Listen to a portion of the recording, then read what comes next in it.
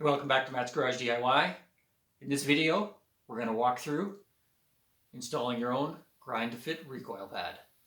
I love shooting shotguns, whether it's spending the day shooting clay traps or a sunny fall afternoon out looking for partridge. But the ache in your shoulder from a bunch of 12 gauge rounds can start to take some of the fun out of that. Also, instinctively, you may start to react to that recoil, flinching or pulling your shots. I'm currently restoring an old Remington Model 31, and the original recoil pad is cracked and badly deteriorated, so it's time for a new one. So let's start walking through the steps to get that done. Step one, you want to ensure that the end of your stock is flat.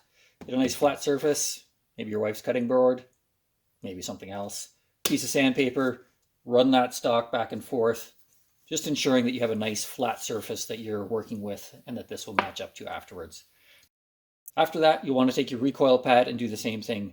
Run that over the sandpaper, just removing any burrs, any minor imperfections, just ensuring that your stock and your recoil pad are going to mate together nicely.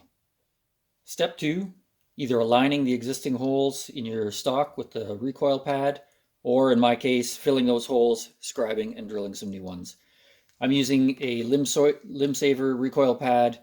It comes with a template as part of the package, so I'm going to cut that out, kind of line up my holes, scribe them, and then I'm going to drill some pilot holes.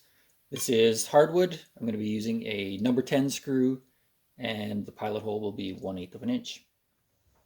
So for the sake of the video, I've just marked my scribe points with some white paint marker, just so that you can see that. I can see the scribe marks, but I don't believe that shows up in the video. One of the challenges that I'm facing is that a lot of the stock was cut out in the original manufacturing process. So I need to move the recoil pad up as high as I can. Basically, the bottom of the pad is lining up with this bottom corner. And as you can see, that top hole is just, probably have, I don't know, about 3/16 of an inch of wood left there. I may reinforce the inside of this with some epoxy afterwards. But should be okay, especially drilling that pilot hole. That should prevent any cracking. Looking at the stock, I've now drilled my 2 holes. As I mentioned earlier, I needed to fill this a little bit, so I've put some 2-part epoxy in there and let that cure. And then I drilled this bottom hole. There was still a little bit of wood, but I just feel like that's going to make that quite a bit stronger. Time to attach the recoil pad. It originally came with some pan head screws. I'm switching these out for oval head screws. Still has a bit of that pan shape to the top, but it has like a countersink taper on the bottom. The reason I'm doing that, when I put a pan head screw in, obviously I'm doing this from the back just to demonstrate this, but that screw moves around side to side. It's fine if you need to make some adjustment, but the reason that I want to switch for an oval head screw is that every time that I tighten this on, that will be in the exact same spot. I'm going to take a bunch of time to get this pad fitting nicely. I want to make sure as that screw gets tightened up that it's going to sit in the exact spot every time. So let's put that on now. One more thing now. As I start to put these screws in, I am going to just put a little bit of gun oil in there. That will just help the head of this screw sort of fit through this rubber. I don't want to damage or tear this at all. If you're worried about it deteriorating the rubber over the long term, you can clean that out with maybe a Q-tip and some rubbing alcohol afterwards. But I'm just going to put a drop of gun oil in each of those holes as I get ready to tighten these screws in.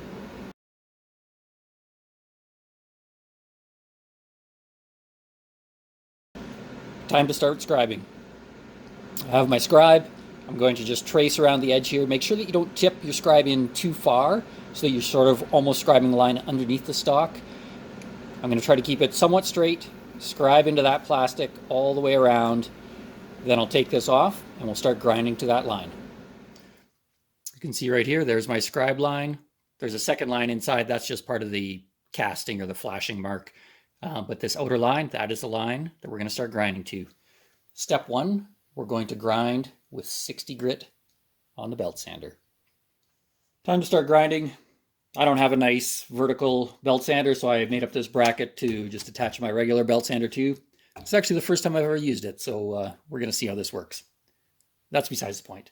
Of note, I didn't actually have any 60 grit. I have 80 grit on here. That was the closest belt I had. That'll be fine. It may take a little longer to grind off some of this material, but a little slow is better than a little too fast because you can never put it back on. So as we get into grinding, you want to make sure that you're keeping this pad, the hard part that you're grinding, as level as possible as you work around. The only time that's going to change is when I sort of get to the toe. Then I will tip this up so that I sort of follow this slope a little bit better, just because I want this bottom to nicely match the angle on the bottom of the stock.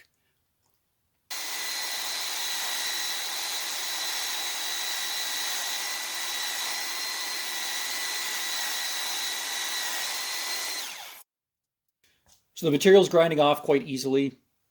This is actually going to take probably quite a bit of sort of grind a bit, put it back on, test fit, that sort of thing. I'm not going to bore you with watching the whole thing, so I'm just going to keep working away at this, and then I'll show you what I've got when I'm done with the stage 1 grinding. I'm getting very close to my scribe line, so I'm going to now switch to 120 grit. So I've done all the shaping, really happy with the way that this is fitting now. I've put it on and off a few times just to double check, take a little bit off here and there. So really happy with that final shape. Now it's time to polish this up. Final step, I've switched to a 240 grit belt. That's the finest that I could find. I'm going to take some WD-40, spray that on the belt, and then very carefully just polish the recoil pad to its final shape.